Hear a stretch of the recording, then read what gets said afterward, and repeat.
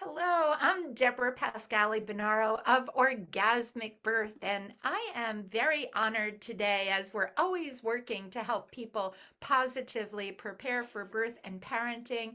Today, our guest is Sarah Bivens, and she's the co creator of Doing It at Home. I have to just say, I love your name too. A company helping parents to feel confident, prepared, and excited for home birth.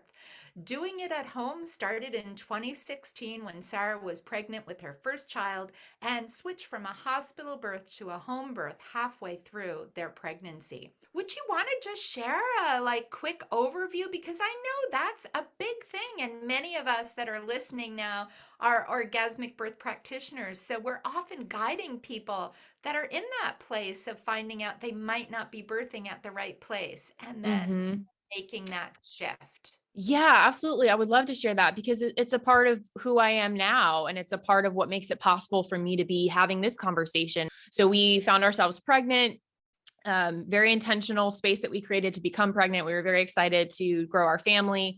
And once we became pregnant, we just did what we thought we were supposed to do. We went to the OBGYN. We started getting the ball rolling in terms of having a hospital birth.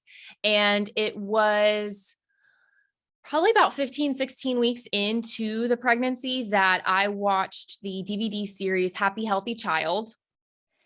And that just completely opened my eyes to how birth could be and the space of possibility that could be held for birth. And to hear people talking about birth in this transformative, magical, romantic, even way, just I mean, my eyes were very widened and I was very intrigued and kind of had that moment, which I think a lot of us do, whether it's birth or other things in life. You hear about someone else's experience and you see a thread of yourself in that.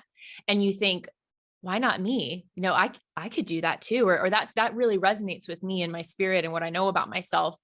And so then I just started to think about my own birth in a different way and started to formulate these thoughts, with my husband, Matthew, about what birth could look like. And we thought about bringing that energy to the hospital at first. We didn't necessarily jump right into home birth. And that conversation just sort of revealed where we were not aligned. And that's okay. And we actually had a really mature, loving, uncoupling, if you will, with our OBGYN, where we just explained, well, this is what we'd like to experience. And he said, totally get that. This isn't going to be the space for you to experience those things. And so we understood each other, yet didn't agree. And I think that's a really powerful thing in the birth space as well, that, kind of was a tipping point for me in terms of how you can make life choices, because birth is really just where it starts, right? In terms of becoming a parent, because then every other decision you make after that, not everyone is going to agree with what you do.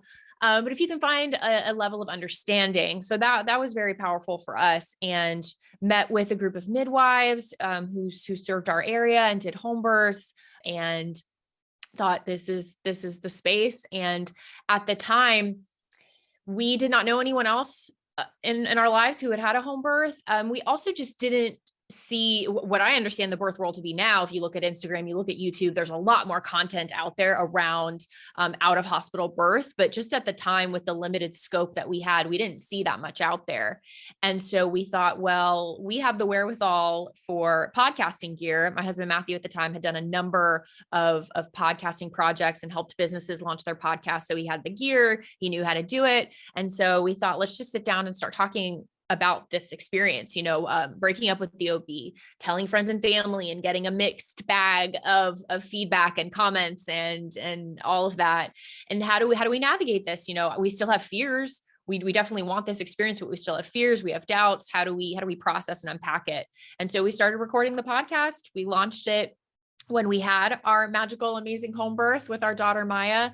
We were here in our home, in our bedroom. It was a 12-hour experience from start to finish.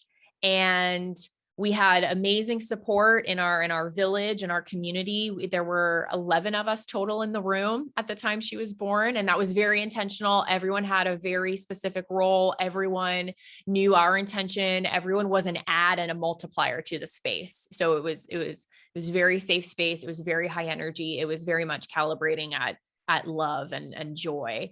And welcomed her into the world and just got to stay in my bed, just got to stay there all cuddled in our oxytocin bubble.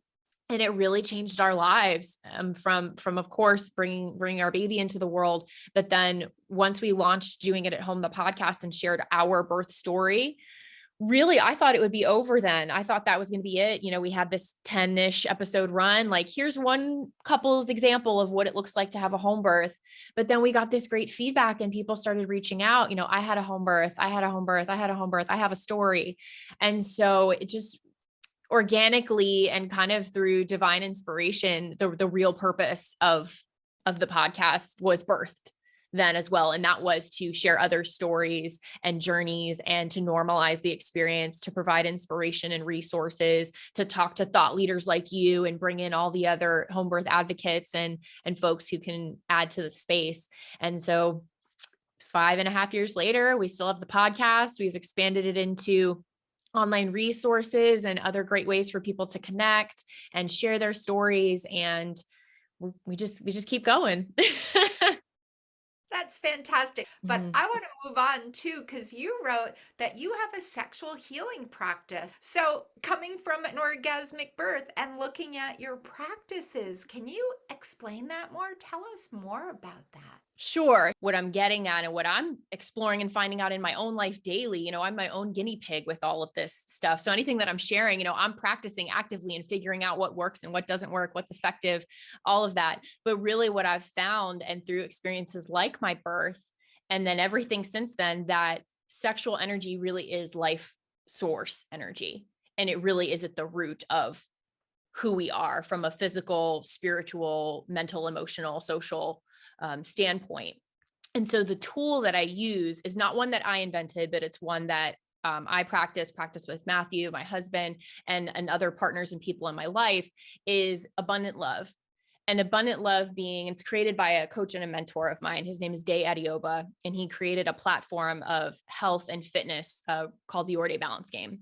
And it's all empowered by love and balance. It's really about utilizing sexual energy in all ways, right? Because we talk, just like an orgasmic birth doesn't mean you had an orgasm during birth. Sexual energy being the energy of it in the bedroom, outside the bedroom, anywhere you are anywhere you take your sexual energy with you. So utilizing that sexual energy for the purpose of healing, for the purpose of manifesting in our lives, and for the purpose of creating an overall average state of joy in your life. And doing that in an intentional, accountable way. And that's a flip from the paradigm of sex being, at least is how I was raised and taught, sex is for making babies or fun or because you have to, because you're married to your partner or you're with whoever you're with. And that's a gauge and a model of how successful the relationship is. So that's a whole other flip. All those things can still exist, right, within this context of abundant love, but it's really just giving the possibility that sexual energy can be used for things like healing on all levels, manifesting, creating things in your life, and experiencing life in a joyful place. So that's kind of the basis for that. And how it plays out and how it can look is, for one thing, you take the experience of healing.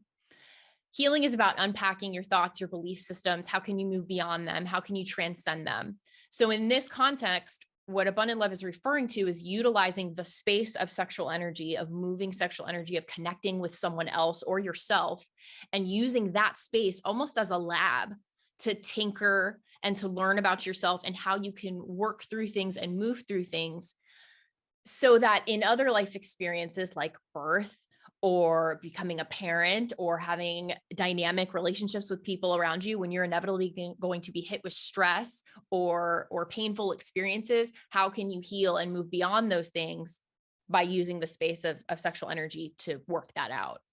Can you give any more details? Like, I'm saying, okay, how people are going, how do you do this? I'll use myself, and I'm very open and transparent about how I relate to this. So in a space of, yes, you could look at it in the bedroom during a sexually intimate experience. Sometimes we reach moments of discomfort, whether it's physical or emotional or mental. And I was always taught, once you hit a kind of moment of discomfort, that's when you back off. Like, you don't go any further on that, as to potentially unleash, some more trauma or some things you didn't know about that were on the other side of the door. But through intentional practice and consistency and maturity and space holding, I've found that when I actually lean into that discomfort and am open to exploring that, communicating highly with my partner, this is what's coming up for me. This is what's going on for me. That sensation or that movement brings up anger, brings up rage, brings up, deep rooted emotional turmoil. This is what's happening to me right now in real time.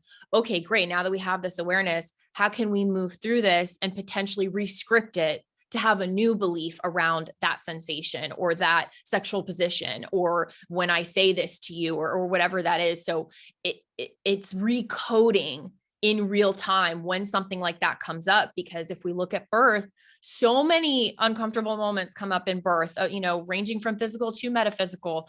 And I hear a lot of stories. I mean, we have 300 plus birth stories on the podcast, and then even more that we have outside the podcast, when sometimes those uncomfortable moments come up that you weren't expecting and you didn't do the work on, so to speak, before that moment. It can be the moment that makes or breaks the experience, or kind of takes you out of it, or shifts, it alters it entirely. Whereas if you had done some of the work prior to that, in a more controlled setting, so to speak, then when it hits in real time, it's kind of the wax on, wax off. You've practiced it enough that when it does show up. So that's one example for me of how you can heal in the bedroom, specifically through, sexually intimate experiences. It's a beautiful, fertile, in all ways, space to recode and rescript things that aren't serving you.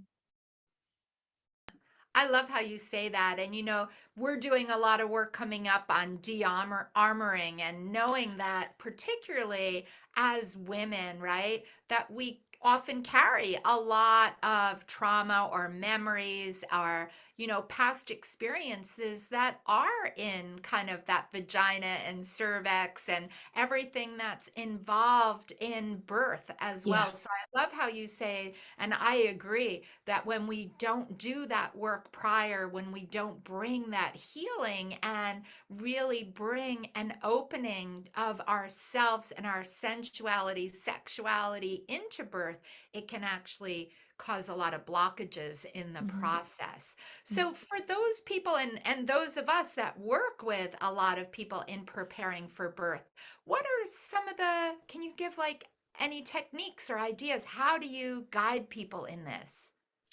I think a great starting point, if you're working with someone intimately, is to understand and help them to understand, because they might not even be seeing it consciously, where some of your formative beliefs and paradigms around sex come from, where they go back to, what some of those primary first experiences or conversations that they were privy to or heard growing up, or what they were exposed to content wise, from media or otherwise, that formulated how they relate to sex, and really what the purpose of sex is for them. Because then I think that gives you some insight as to how you can support them and what language or what practices you can give them based on where they're coming from.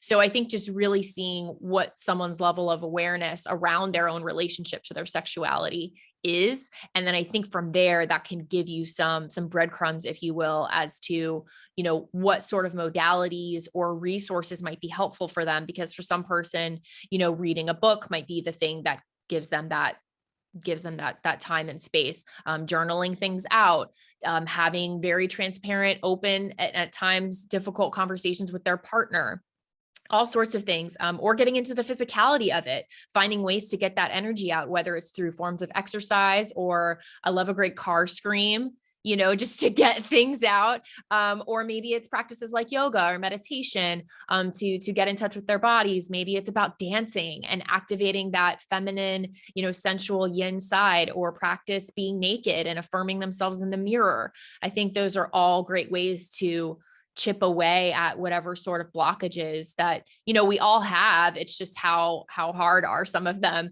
those blockages around, moving beyond our limitations and into full expression of our sexuality, not because anyone expects it of us, not to please our partners or anyone else or society, but it's because it's who we are.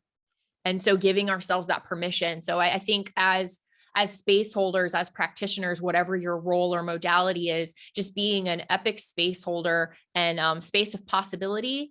And then also looking to yourself and how you are relating yourself with sexuality, because you are a conduit, you are a channel, and you're working in a very intimate space with people, particularly around birth and parenthood and becoming a mother, becoming a father.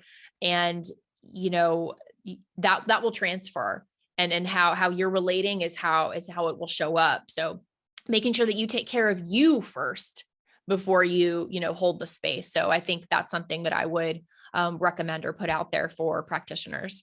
Thank you so much. So beautiful. Definitely, right? We need to really listen, and everyone has that time and space and to heal. Such a important thread that you wove so beautifully throughout, that this is healing and finding that time and expanding and bringing that sexual energy in that safe way.